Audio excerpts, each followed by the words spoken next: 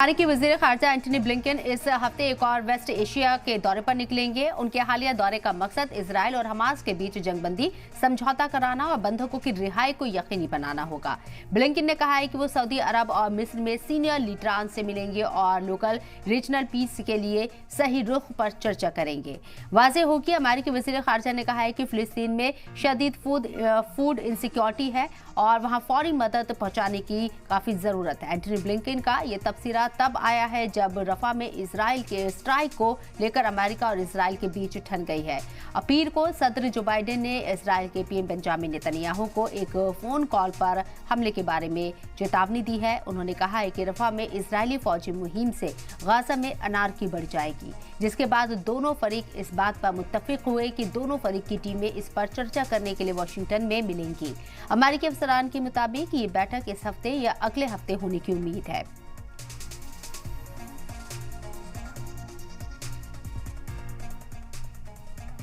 Look at some of the assessments that we're seeing now.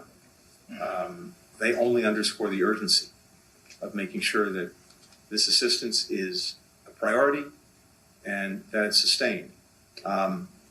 Again, according to the most respected measure of these things, 100% of the population in Gaza is at severe levels of acute food insecurity.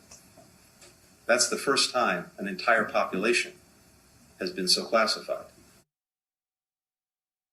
On the call today, President Biden asked the Prime Minister to send a senior interagency team composed of military, intelligence, and humanitarian officials to Washington in the coming days to hear U.S. concerns about Israel's current Rafah planning and to lay out an alternative approach that would target key Hamas elements in Rafah and secure the Egypt-Gaza border without a major ground invasion.